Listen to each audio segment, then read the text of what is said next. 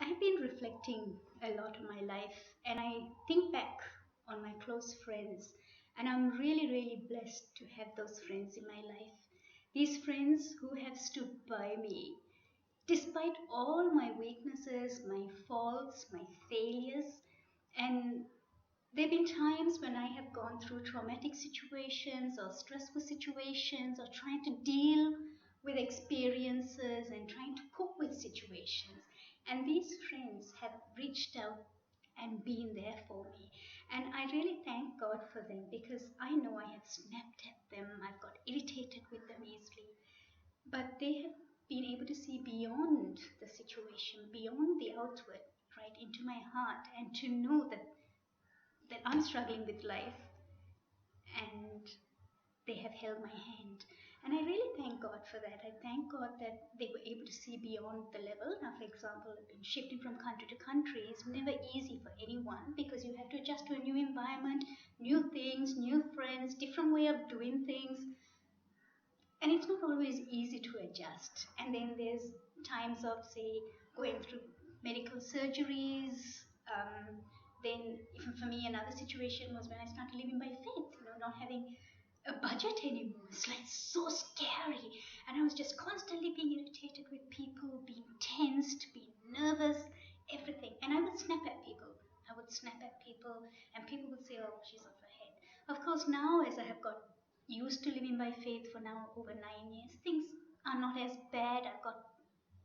I've learned to trust in God more and things like that. I just so am grateful for these friends who actually bared with me. So bearing with one another is a very strong concept in the Bible because we are one part, one family, and Christ is the head. No one else is the head, but Christ is the head of the body of Christ. And I was just thinking, there was one person I remember in my life some time ago, a friend, and God was showing me to a guy I thought was a jerk. My first impression was that he was a jerk.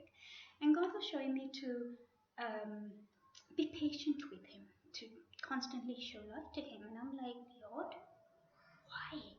And God was asking me one question: when did you first get to know me?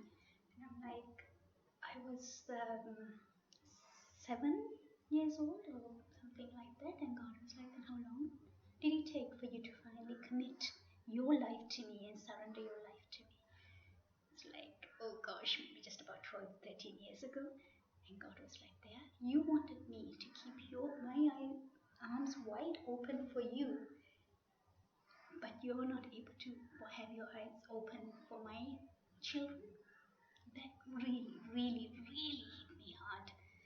It made me think, my goodness. And when you think of it, what really blocks us for bearing with one another? Isn't it usually our own emotions, our selfish motives, our own agendas, our own timelines, the way I want it? And often God says, if we are His children, we should be led by His Spirit.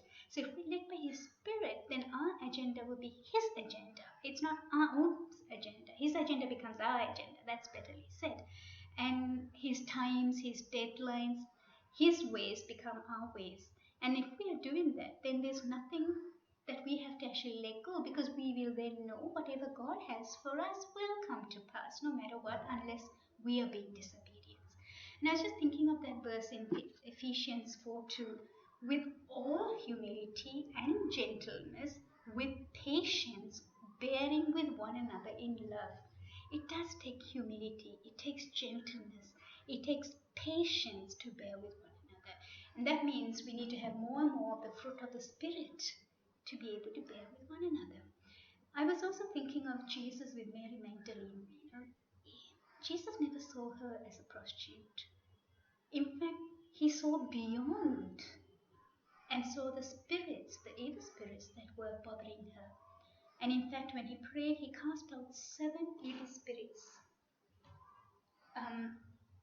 And she was healed. She was healed, and she was so grateful that she became one of his faithful followers and was even one of the women who supported Jesus with her own cash.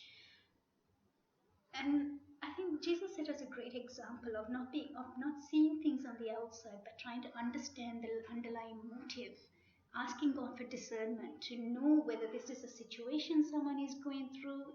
Are we to bear with them, or is this a spiritual issue that they're going through, or is it pure wickedness? We also notice that Jesus rebuked the Pharisees for their religiousness and called them a brood of vipers and called them hypocrites. So we need to ask God to know when to be harmless as doves and when to be shrewd as snakes. God bless you.